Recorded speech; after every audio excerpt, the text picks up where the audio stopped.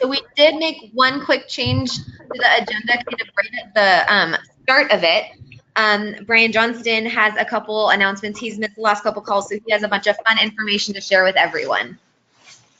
Oh, thank you. First of all, we were going to try to do a Run with the Cops event at Evergreen State Fair during the opening fireworks show, and they were going through some management issues at the time.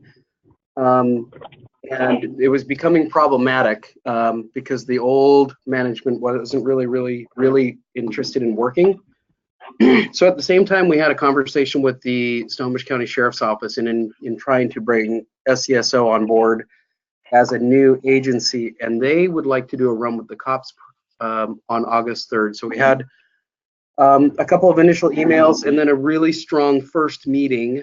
Again, they've decided August 3rd at Lakewood being Arlington High School. Becky Mertzig is the person who's going to be in charge of that. If anybody remembers Becky, she was at the academy for a number of years. Super hard charger, ready to go.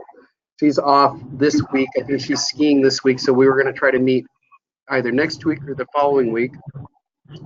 And then maybe we can get an introduction to Ellie in that, and then I think Donovan is the right person after that. Yes, sir. Okay. The second thing that happened is, go ahead. No, I would say Ellie, and I know her very, very, very well, so that would be a very easy if we. Oh, Pat, you're breaking up quite a bit, but I think I got the gist that you know her pretty well. Yes. Sorry, I'm driving. Oh, you're fine. That's great. So as a result of trying to get somebody to work the Tippah-Cops, we had a Tippah-Cop in Vancouver at Spaghetti Factory during the statewide Tippah-Cop.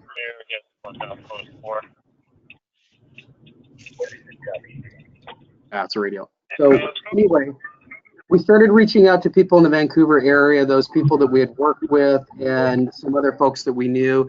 And we weren't getting a lot of traction from anybody in the Vancouver area. And we've been trying over the last couple of years to get back into Vancouver, Clark County, and had focused on Vancouver and Clark County during Final Leg Run. They have a huge program down there, a huge Special Olympics program.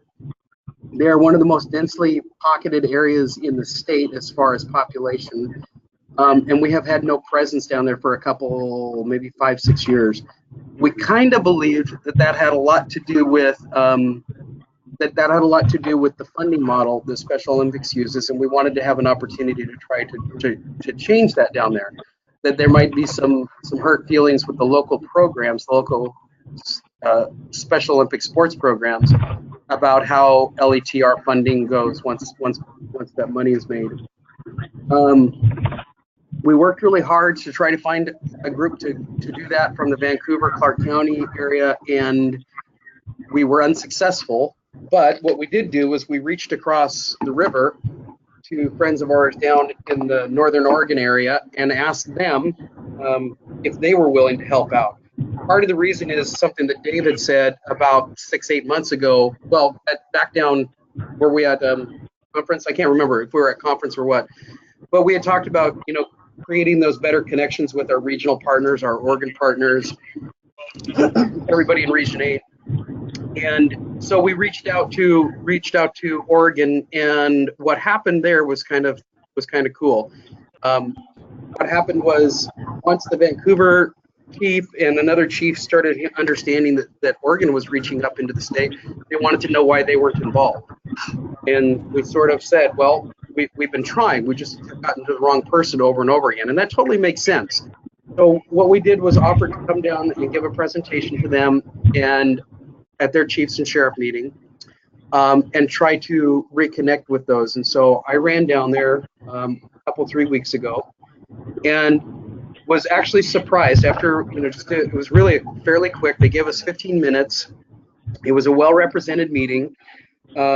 Mitch Lakey from Camas Police Department said, what the part that surprised me is he said, the reason why we're not participative with LETR is the communication is terrible. And he's looking through the documents that I gave him, and he said, and we're not even represented on here. Can we give you a representative on your executive council? And I said, well, yes, we would love a regional representative. What a great idea, Chief, even though, you know, we've been trying to find the right person.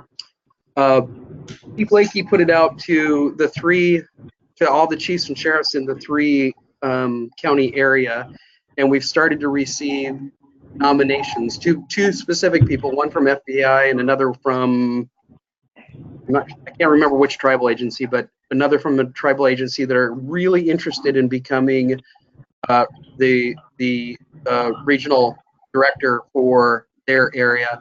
And then on top of that, I had a conversation with the Cowlitz Indian Tribe Assistant Chief, Dwayne Lawrence, and he was like, we really want to run this year. We want to be part of that run. So basically we went down there and gave a presentation, kind of had a thought of why they weren't involved, were quite stunned at why they hadn't been involved, and basically got a hold of the right people, and now they're very excited to jump on board.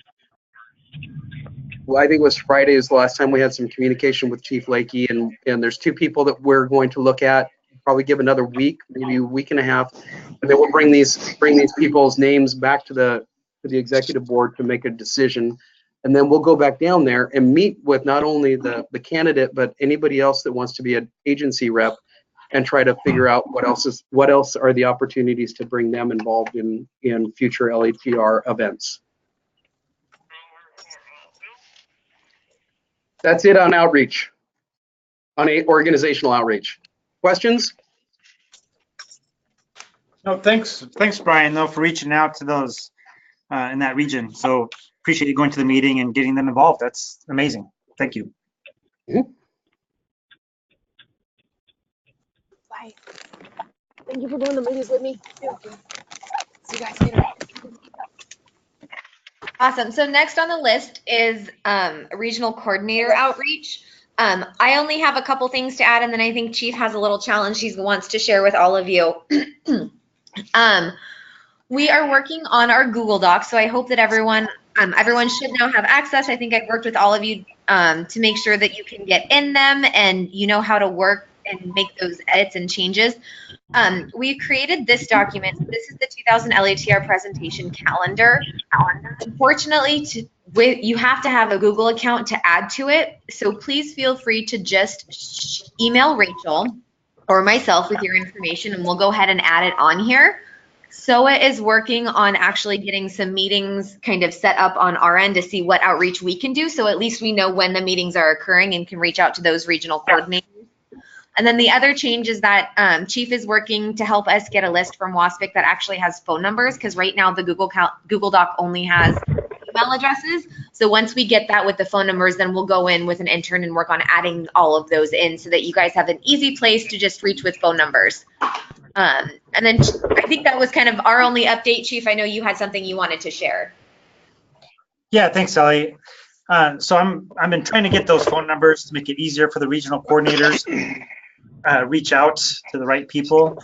Unfortunately, the way that the WASPIC membership list is set up does not include those, although they're available. So I'm trying to work some magic in getting the list that includes the phone numbers. So as soon as I can get that, we'll get that out to all the regional coordinators. But my challenge is to all the regional coordinators is that we know that in each area, there's typically some type of usually monthly meeting where the chiefs and the sheriffs get together to discuss regional issues. A lot of times they're very informal. A lot of times they're not necessarily on somebody's schedule or a calendar anywhere. But I know, for example, in Spokane, we meet for lunch once a month, all the chiefs and the sheriff. It's very informal. We just talk about stuff that's going on in our area. And so my challenge to the regional coordinators is in the next 3 months, and hopefully I'll get those phone numbers to you soon, is to try to find and arrange to be at one of those regional meetings that are typically held throughout the state.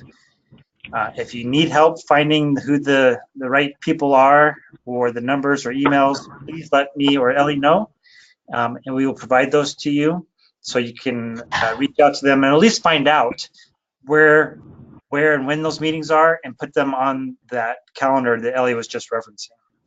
So that if maybe somebody in that area can't go to that meeting, they see it on the calendar and can say, hey, I'm going to be in the area, or I can make it down there to have a representation from LETR attend some of those local meetings. I attended recently the Tri-Cities meeting, very well attended. We were very well received at that meeting. And I think, like Brian was referring to, they'll give you 10, 15 minutes to present to them. And that's what we're trying to do to get the word out and make these connections.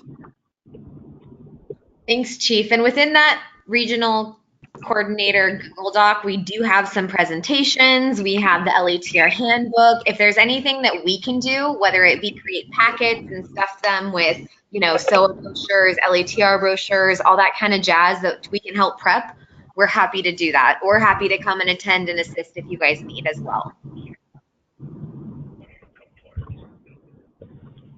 Awesome. So polar plunge update. So as of today, we are done with all of the plunges, which is a huge yay. We just finished Tacoma and Anacortes. Rachel and I are currently counting the funds for Anacortes as we are on this call. So we don't have updated numbers for Anacortes, but showing on my screen are the current numbers that we have. So in the Tri-Cities, you can see budget was 77 and we raised over 69 with over 431 participants.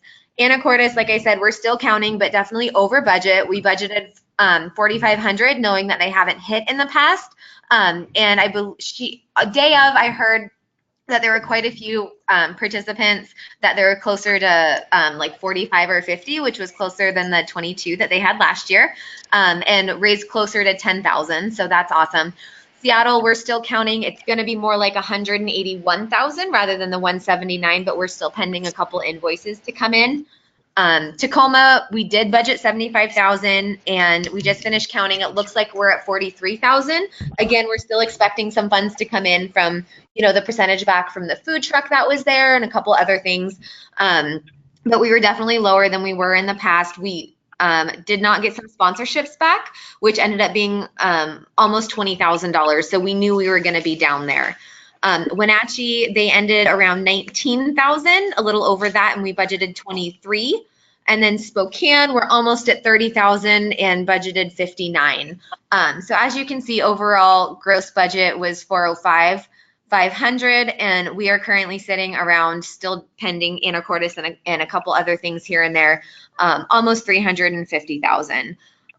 So Seattle, just kind of a little recap. We did try to go for the world record. We did not hit that, but we did have over 900 participants, which is more than any plunge that I've ever been involved in. The feeling was good. We ended up with 5,000 from the food trucks and over 4,000 from the food trucks and over 5,000 from just the beer garden. So being able to focus on that one event really did make an impact, seeing that the funds were way up. And then Anacortes, that is our only splash and dash in the state. I wish I was hoping to have updated numbers for you, but we ran into a few glitches, so I apologize. I don't. We will send out the updated numbers as soon as we get them. I know we have a bunch of other folks on the call who participated and or planned their plunge, so I'm hoping we can kind of go through some of those quickly. Steve, can you hear us? Can you hear me? Yes, we can. Can you give us a little recap on Wenatchee? What kind of recap? Just how was it? We had that you have 87 participants and you had over $29,000 raised. How was the law enforcement participation? I know you guys had to postpone it as well. Yeah, we were actually 78 at 19,300, and everything worked. Carol with the city. She does a great job of making sure that we've got everything that we need for that. It really wasn't too difficult to switch it over from one to the other. We did have a couple of officers, two other officers from Wenatchee that participated, that did not participate before, and then there was another officer that our school resource officer that talked to me the week afterwards, and he wanted to participate next year. So, and things are looking up in that realm. We got a big boost from Quincy PD, and so I'm hoping that we can build on that for next year. Keep in contact with them and a couple of their contact people. And hopefully encourage more participation with the other agencies in our area. It's still pretty slow going, but the mood was, I mean, as far as the event itself, the mood was good, and everybody had a good splash. Awesome. And now, just so everyone knows, Wenatchee has one specific fundraiser. She comes every year. I actually had a long conversation with her the end of last week, and she donated about $7,000 this year. She's been the top fundraiser for like 9 years in a row, and has been participating since 2010. And she has a very awesome story, but she's raised over $61,000, and this is the only event a year that she does for us. So it was really fun to call and have a good chat with her. Oh, good. Chief, oh, go ahead, Steve. Is she, was she talking about not participating in the future, or maybe at some point? No, she just had a question about her incentives, and so I called her, and then I also thanked her for just being a top fundraiser and her continued support. Okay. So Cool. I had a really good chat with her. She wants to get more involved in winter games and possibly the torch run. She's never been up to Mountain Ridge to see the skiing, so I told her that we would arrange something next year to make sure that she gets to see everything that she wants. Oh, absolutely. No, we'll VIP treat her. That's what I said. I was like, I will VIP you all the way to the top of that mountain. Absolutely. Yeah, so we'll connect when we get closer. I have some notes written down. Sounds good. Awesome. Chief Asmus, you want to talk about Spokane and your super plunge? Sure. So we had a good event. It was a new venue for us. We were back at the lake last year. We had to do a little, like a inflatable slide thing. And the feedback we got from that was, let's get back to the lake. So we worked hard to find a venue that would host us.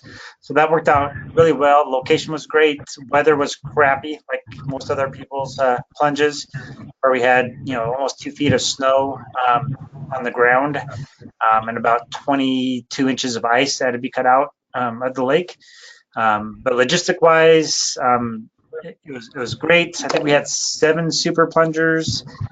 And then the day of event, participation was down from last year. I think a lot of it was because of the location change. We keep changing venues, makes it difficult for people to find us. And then honestly, I think we had just a lack of media attention gearing up for the Polar Plunge. Day of plunge, we had all 3 major news broadcast companies there on site, interviewing and filming, and it made all the news. But the build up to it though was crickets.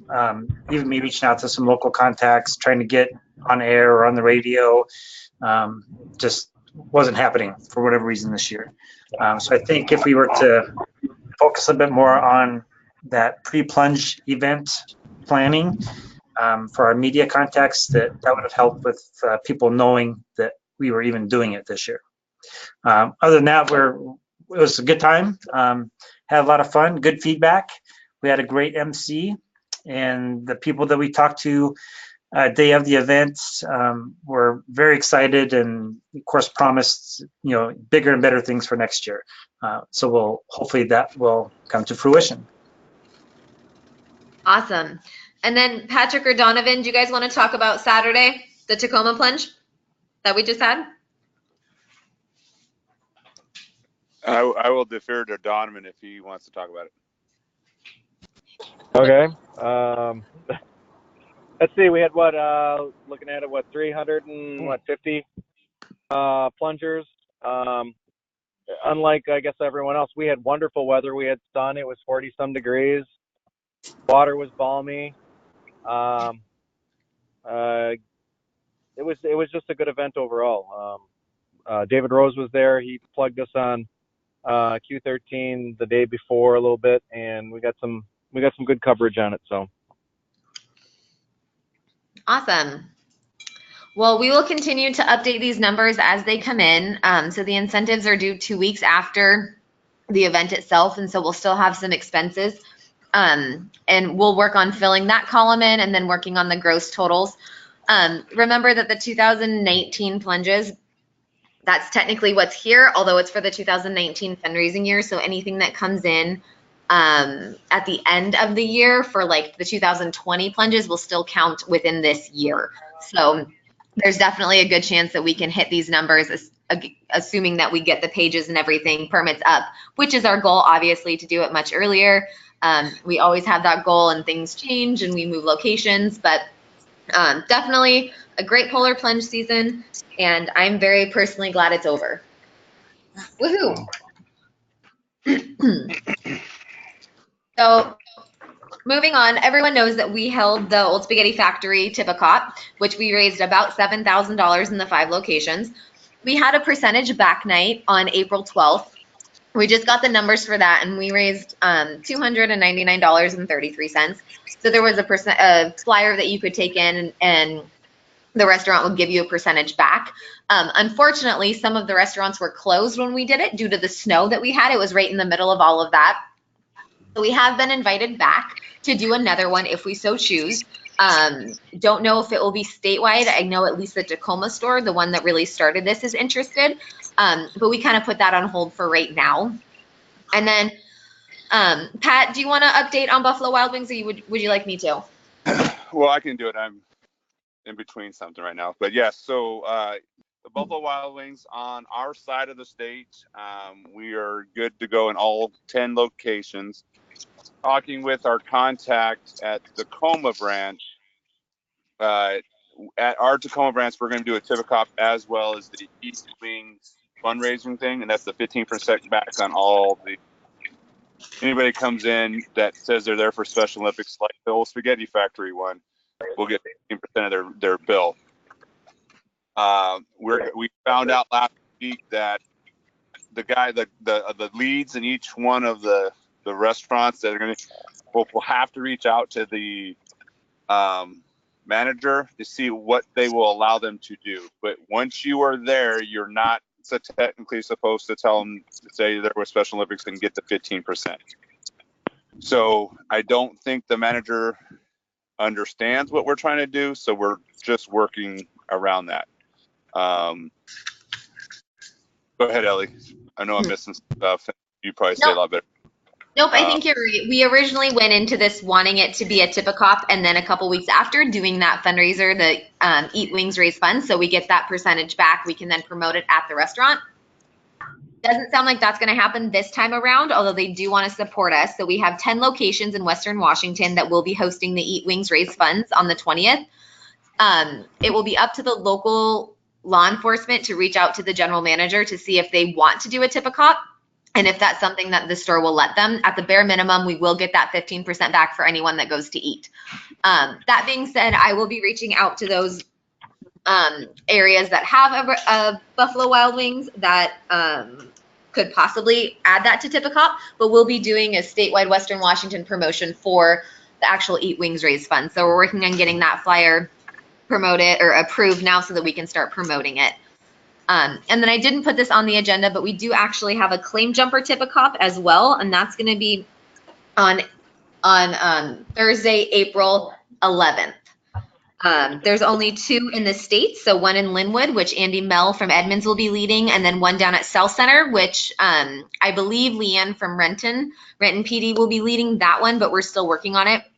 Tukwila is a little overwhelmed with all of the different Tippecops that we have. Most of them are within Tukwila PD being South Center. So Renton is going to step up and probably cover that one. Any other questions on Tippecop? Okay. Well, with Polar Plunge, one day behind us, we are moving forward with the torch run.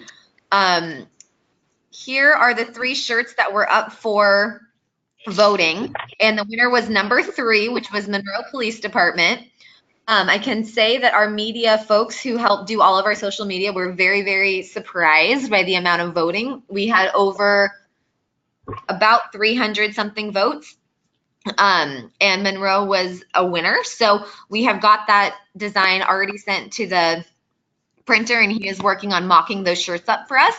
So the Circle of Honor is done for last year. So we will have the proof of that within this week. And so we should get them out ready to go for sale next week. That being said, we did update the bulk order form. So things are going to be slightly different this year for those of us that do host a torch run. So the form itself looks very similar if you can see the screen. We have the bulk order form where you can order as many shirts as you like. And then we have, oh no, that's the wrong one. Oh no. Torch run shirt. Hold please.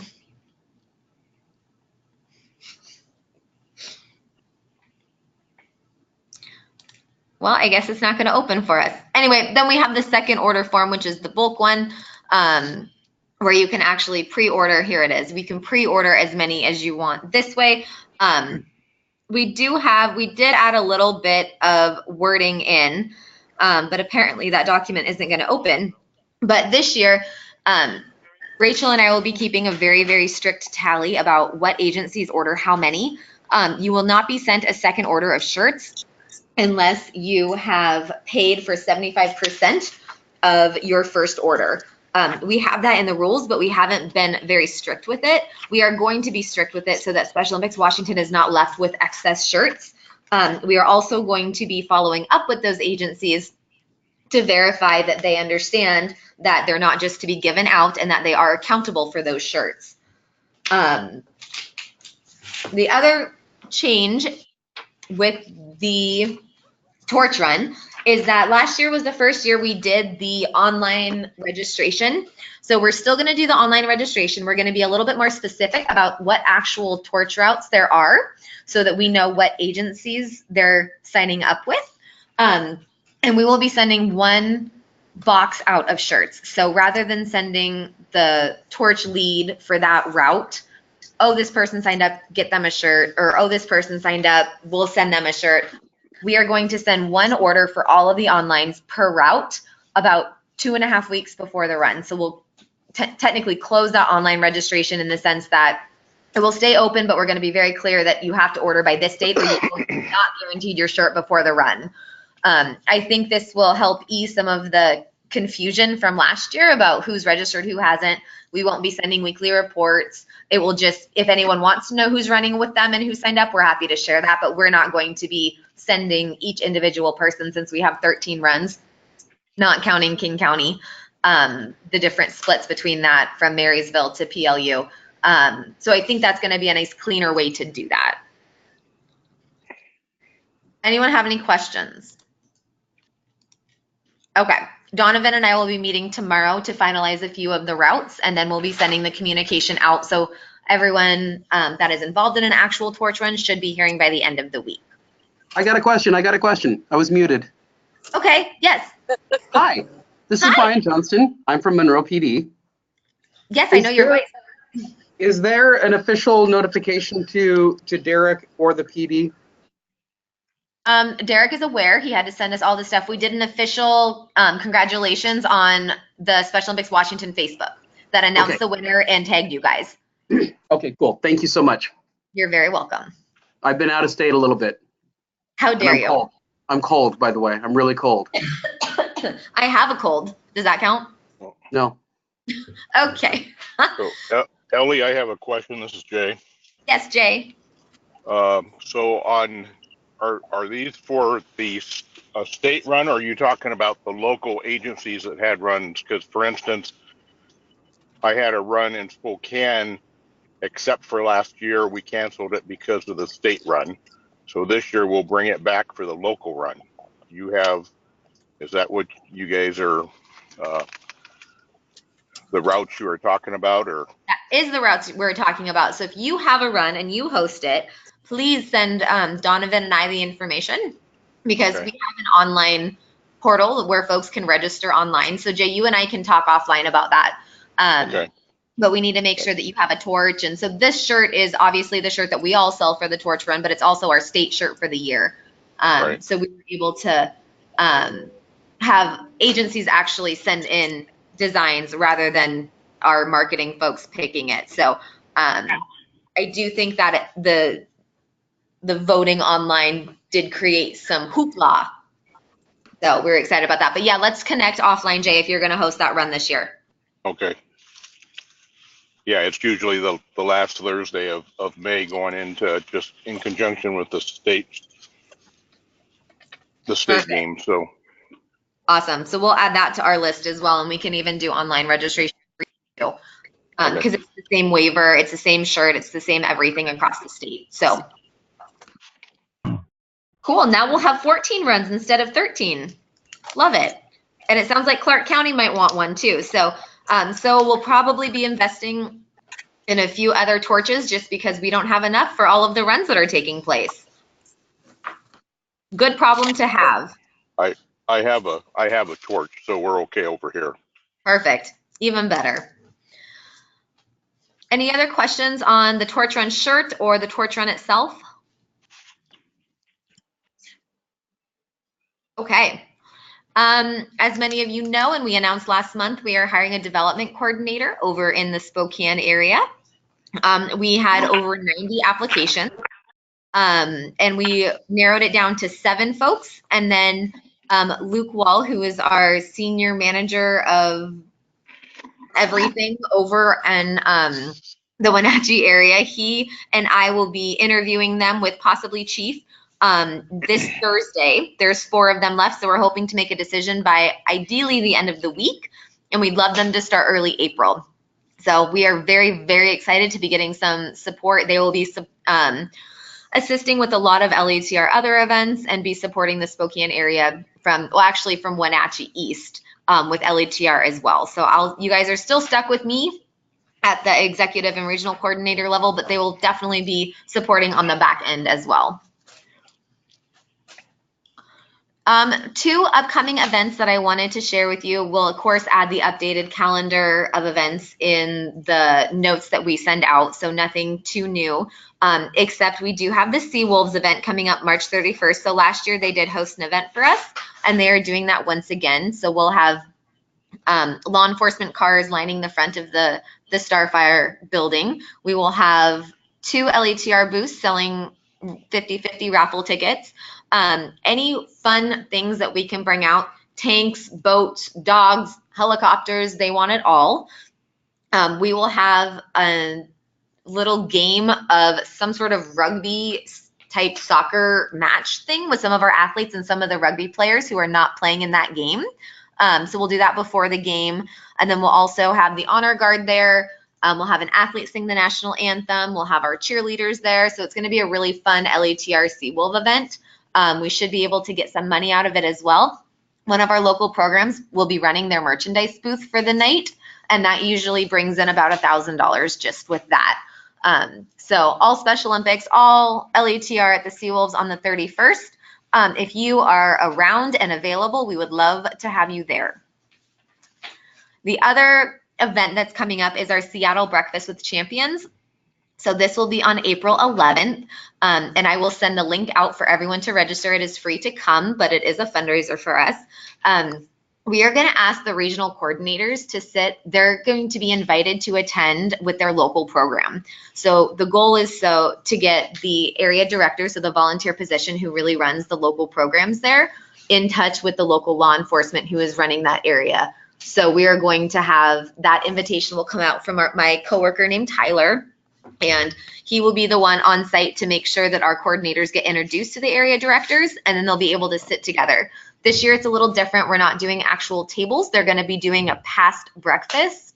So it'll be like little bites that are served, and then it'll be an actual like theater style seating with a forum, if you will. So it's going to be a little new and improved breakfast, but I'll go ahead and send that information out. And if you can attend, we would love for you to attend. I'll probably have an executive council table, quote unquote, or row in the auditorium. So please come and join us. Any questions? I know we kind of blew through that agenda.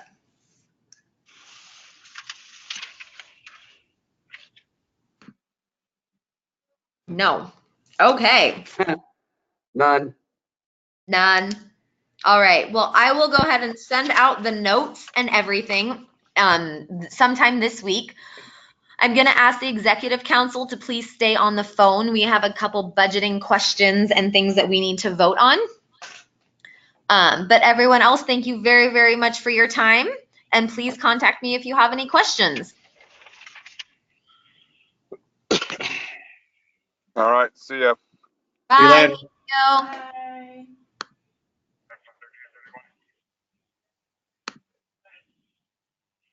Okay, so on the phone we have from exec, we have Chief Asmus, we have Brian, we have Donovan, we have Jay, and we have Mike Day.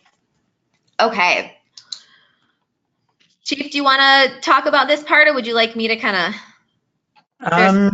Well, we know about international conference that's coming up, but what we want to talk to the executive council about is the incentives. And if you remember, although it's been a long time, the last time that we sat down together, we had a discussion about fundraising level and incentives. And so we want to go over that today as a reminder and have some discussions about what that means for budget and what that looks like. So with that, I'll turn it over to Ellie. Awesome. Thank you, Chief. First, I'd like to share the actual International LETR Torch Run Conference qualifying information. So if you guys, hopefully you can all still see my screen. As you know, this year it's held in Aurora, Colorado, September 19th to the 21st. Our current levels right now are $20,000 that an agency has to raise net, not gross. That would include the full conference, the hotel shared, and the conference registration. $10,000 for hotel and just conference fees, and then $5,000 for conference and registration fees. We talked about the amount of people that Washington delegation sends compared to all the other ones, and then how much money we spend within our budget to actually send everyone. So we talked about increasing the prices a little bit. So we have them on the screen. We would like to, when we send this information out for the agencies that qualified to go to and attend the 2019 conference, we want to make sure we're being upfront and honest about the 2020 conference. So instead of 20,000, proposing 25,000 that an agency has to raise. Instead of 10, 15, instead of 5, 10. That last one, I think, is actually a little bit too much of a jump. I would go 7.5, but I think this is up for a council discussion. Okay, so let me ask a question, Ellie, yeah, because right. we had a very large group last year, and I think that's always good to have a large group. And I know it was hard to handle and hard to wrangle, and I have some suggestions how we might split that work up, or how that might split that work up. But when we spend a significant amount of money, how much are we losing, to be honest with you? I mean, what's our total bill for a group like that? Typically? Totally. So here's the budget for 2019, if everyone can see the screen. So this is the only budget that we obviously budget negative. Yeah. So unfortunately, the state and the international conference are in one budget. So we tried to color code it as we did it. So green, the total for conference. So for international, we have $11,500 to spend, and we were very close to these numbers last year, which is why we again chose these numbers again. So for the conference transportation and for lodging, 23,000. Mm-hmm. So you're looking at 33,000 just in travel and conference. Okay. And then we have 2,000 for when we ship the shirts. I mean, this is the only budget that we have. Like I said, that's a negative, and you're looking at over $30,000 already, not including state conference. One thing that we did change this year that we wanted your approval on is we kept the numbers the same for now. But if you look down on the new registration form, we added a spot for a credit card. So Special Olympics will no longer be fronting any funds. So if you are bringing a guest or if you want your own room and you don't want to share, we're asking you to put that information within your credit card information within the actual registration form, so that because we have to be the one as the liaison to go into the conference portal and register everyone and book those rooms, so that SOA doesn't then have to turn around and invoice you. Right. Which I think that's totally fair. I think that's appropriate. I mean, half the problem is chasing people down for money, but the other problem is when you're paying the freight on somebody else's bill, you're also paying, you know, the additional percentages for how long it takes you to get the money. So I think that's totally fair. Awesome. The other thing we added that we talked about was we still have the scholarship form, and that exec can choose up to 2 people to get those scholarship forms. The other thing we added was this form. This is the commitment form, and we shared this right after International last year. This is the form that we adopted from Oregon, and it's a contract. And it says that if you are selected to represent your agency to attend international conference, that these are the things that you are going to be attending. So it holds those accountable. It's unfortunate that we have to do it, but knowing that Oregon already had one, it's not uncommon for states to do. It's also not uncommon for other types of programs to do it. If you're not, I mean, it's not like we're an employee of SOA. So if we go and screw around on SOA's dime or on somebody else's dime, there's not a whole lot of recourse that we have on people. So even though the contract is it keeps honest people pretty honest, and it keeps those that are a little less than ready to go to conference committees, and it gives them some reason to rethink them going out and just playing around. Any other thoughts? Yeah, this is Jay. So as you know, I've been involved in Special Olympics since for forever.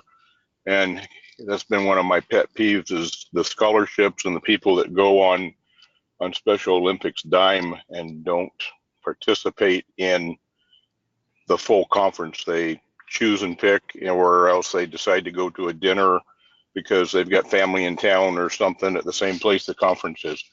Will this, and I can only see part of this on my cell phone here, but will this give Special Olympics the ability to collect if they don't participate in the whole conference, give them the ability to collect what it costs them to send them down? It actually doesn't. So what it says is, it's to kind of give a very brief explanation. It just says that you are representing your state, Special Olympics Washington, and your agency. And then it does say that the following programming is mandatory, and it includes opening ceremonies, all general sessions, concurrent sessions or breakout sessions, the Founders Luncheon, Honors Luncheon, Hall of Fame banquet, closing ceremonies, Washington State Delegation dinner, and then any other programming as determined by the attending executive chair or SOA liaison. So the things that it doesn't include is the host night or any of the torch run or bocce or activities that they have that are technically optional. If the council would like to vote on something that says if the executive council chair and executive council feels that you did not complete this, then you owe a portion of it back, the conference fees or the travel or whatever. If SOA were to pay for that due to their incentives, we can easily add that if that's something the council wants. Hey, Ellie. I think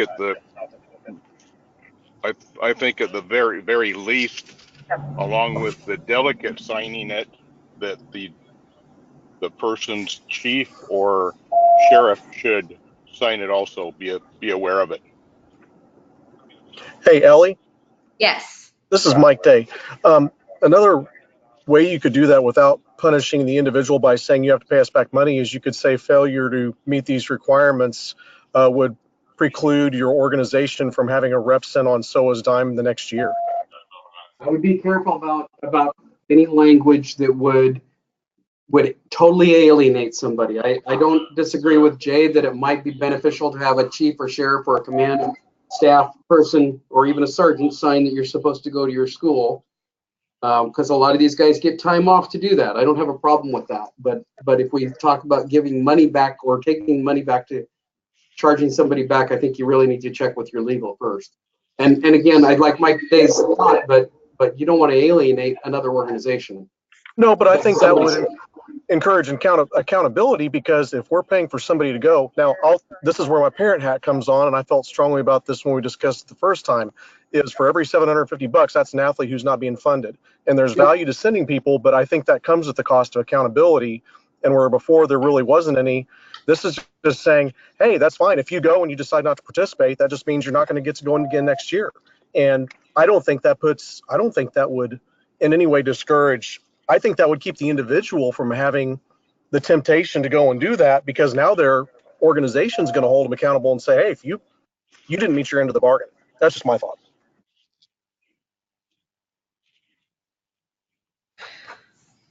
So maybe because this is new already, having this form, what if we do add, the Washington LETR delegate has to sign, and then their supervisor has to sign, and we will add one statement saying something to the effect of, failure to abide by this contract will inhibit your agency from being represented at the international conference the following year or something like that. So we don't go as far in saying you're going to pay us back, but we go as far to say your agency won't be invited back next year, and we're making you and your supervisor sign it.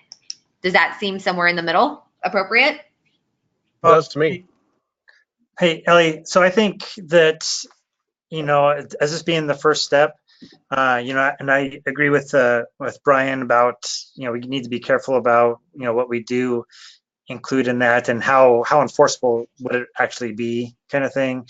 And most people realize that, yeah, the likelihood of them coming after us for money is not going to happen.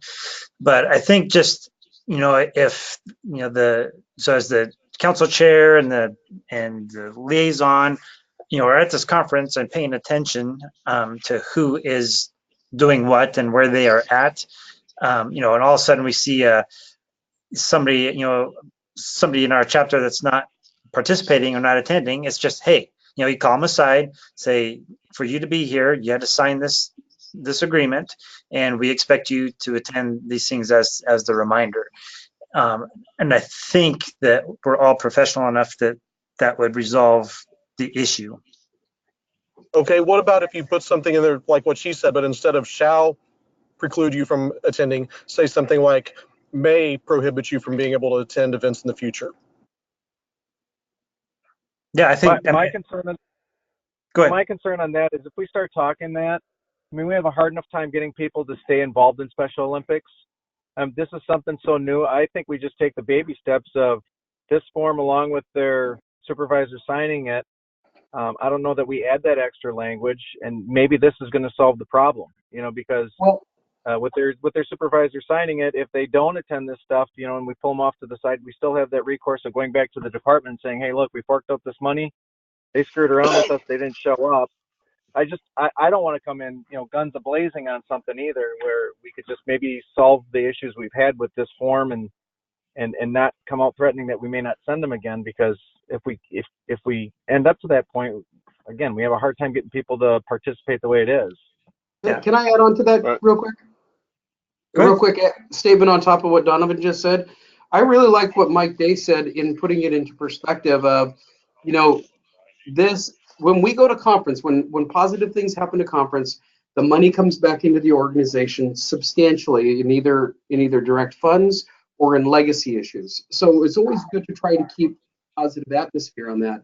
But at the same time, maybe in addition to that softer but significant wording that Donovan's talking about, but adding the conversation that Mike talked about when we're sitting there and saying, look, for every $750 that are wasted because somebody doesn't do what they're supposed to be doing, including going to conference session, that's an athlete a year. So if you really are committed, then let's go figure out ways to make more than $750 that we just spent on you. Something like that. Just some real expectations in a meeting before we even leave the airport or before we go to opening session, something like that. Yeah, I think that's good. I mean, I'm good with that if everybody else is. And I think it's important just to, not just send this document out as another form for people to sign, but we do have those reminders, like Brian said, either before we get on the plane or during our first day when we all get together and meet, and just go over that again as a reminder. And I think that will resolve it. Sounds good. One other quick idea too, Brian, while we're talking about that. What about just putting together like a quick welcome video from you that can be sent out to everyone? Hey, these are the expectations. This is what to expect. That way it precludes you don't have to get everyone together before we actually leave the area, but you're still getting your message across before we do leave. Perfect. Happy to do that. Okay. Awesome. So we'll keep the form. So can we just recap what exactly you want me to add to it? The supervisor's signature? Yes. Yes. Yes. And then any wording talking about this may prohibit your agency from participating in the future years, or do we just leave it at that? What's there? Well, I think we go back to the impact that you not participating and us paying for that has on our regional program. Okay. That Brian suggested. Okay, perfect. So positive impact statement about where funds go. Perfect. Okay. So we will update this form, and then Chief, we'll send it to you for a final review before we send it out. But just so everyone knows, we have been working very hard ahead of schedule.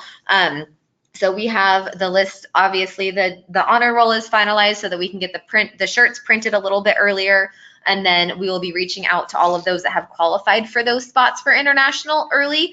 In hopes that we can really get all of that early bird pricing. I'm not sure that we've ever I know we got a little bit of it last year, but we're adding it on there and starting early so that we can get the portal's not even open for registration for conference yet, but we do have most of the pricing confirmed. So that will be the only thing holding us back from sending this information out now, so the agencies have a little bit more time to pick and choose who they like to attend.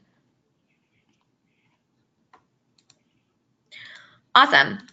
So the last thing we wanted to talk and vote about was either upping the prices, well, in incentives in general. So last April, I pulled this stuff from our notes last year for last April. So the qualifying numbers, if we wanted to increase those, which we talked about, and then the proposed amount, whatever we choose those to be. And then we talked about, I added a couple of on here after talking with Mary a little bit to quote unquote introduce a rookie of the year. So we'd have to figure out, so hopefully there's one person on exec that would be interested in taking a lead on this and can work with me on creating what these awards look like and the actual descriptions of them. But a rookie of the year, so possibly nominated by regional coordinators, voted on by executive council. I'm looking at this as thinking it's probably one person. And then we used to have a best comeback agency. So maybe an agency that kind of fell off the honor roll and that came back. I don't know if we would look at that as maybe their involvement or their funds, and then possibly a volunteer-based award. So which agencies put the most hours in at our programming events or handing out trophies and awards. And then of course we talked about the Torch Awards. We did add this into our budget this year. So we added some funds within the state conference budget. As you can see, we increased it by $1,000 to incorporate new awards. So individual rookie of the year and torches for agencies. One torch is about $515. So that money won't go as far as we were hoping, but I'm sure we can find it somewhere else in the budget, especially if we were to be very conservative with the conference budget that we do have. We could probably purchase a couple more. There were roughly 5 agencies who would have met this requirement of, funding 24 athletes at $350 for 1 year for 3 years in a row, which is $15,000 a year. There was about 5 agencies who would have hit that between 2015, 2017. So is there someone on council that'd be interested in working and kind of ironing out all of these awards so that we can really start them this year? I'd be happy to help you. Thanks, Mike. So I think the only thing that is time sensitive is going to be this qualifying information, because I want to make sure we send out the updated numbers within the conference information that agencies are going to see, so that they're aware that the numbers might be fluctuated next year. And then, Mike, I'll get together with you and we can kind of hopefully hash out some more specifics for all of these, and then we can present it at next month's meeting. Did you already look to see what kind of impact those increases would have as far as actual savings, or how much that would affect participation? We didn't go that far. It's going to be dependent upon how many agencies actually qualify and what they qualify for. And so that changes every year. So the 2019 year, so this year is based on the fundraisings from 18. And I don't have my list in front of me, but I think there were 6 agencies that dropped off the honor roll, which means those agencies didn't qualify for anything. So I do think that getting the credit card information ahead of time is going to be very beneficial. But it's up to the council if they feel, and maybe that 20,000, 10,000, and 5,000 are numbers we want to stick with for another year and then reassess it.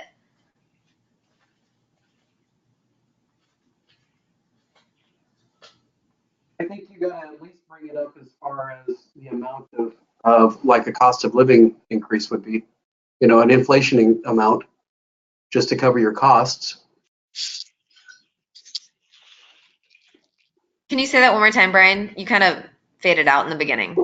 Well, I kind of think that we have inflation to deal with, and we should at least, if we're not ready to bring up the incentive levels all the way to what you're suggesting, we should at least see how much we're losing by not adjusting for inflation. So I guess my point is I don't really have a strong thought about the total increase, but if we're not invested in that, we should look at what the difference is in inflation this year.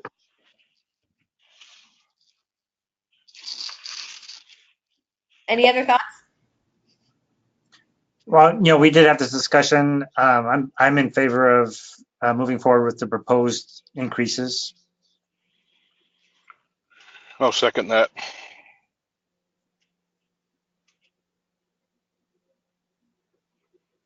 Okay. So we will update the forms that say that for the 2019 LETR International Campaign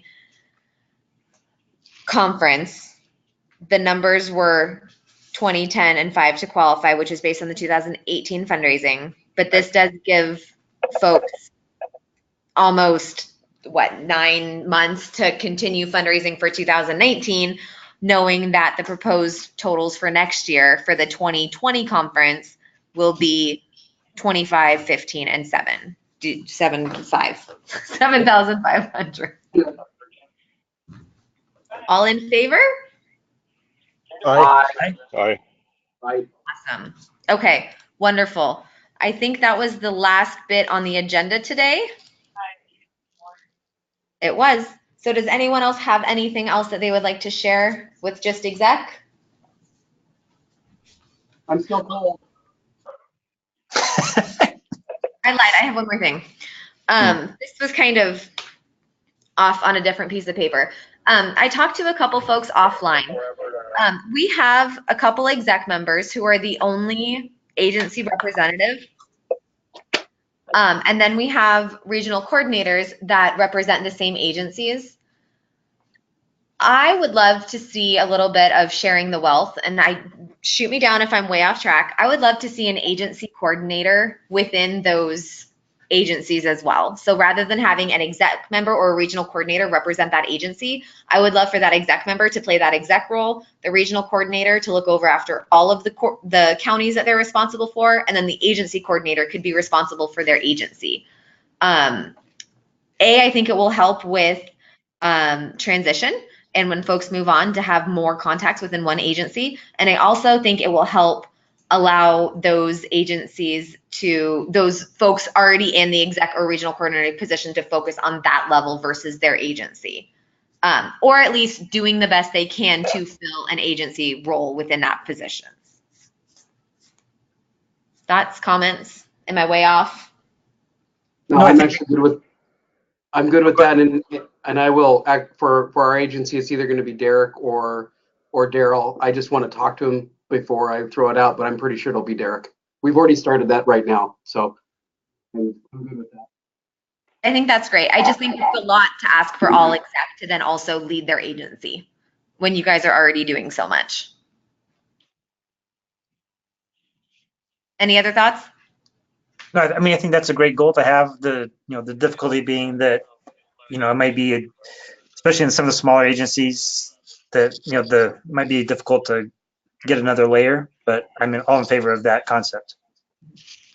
Yep. And if it doesn't happen, it doesn't happen. But at least we can set that goal for us and see if it's even feasible. In a perfect world, the concept is good.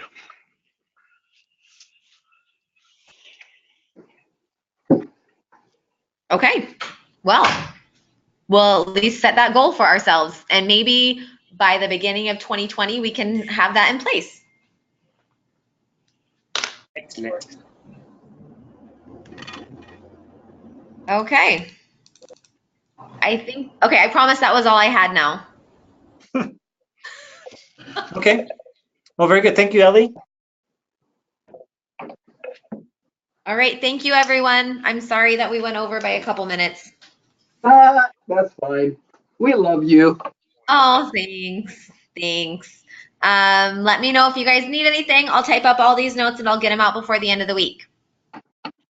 Okay. Thanks, Ellie. Sounds good. Good call. Awesome. Thanks, everyone. Thank you. Bye-bye. Bye-bye.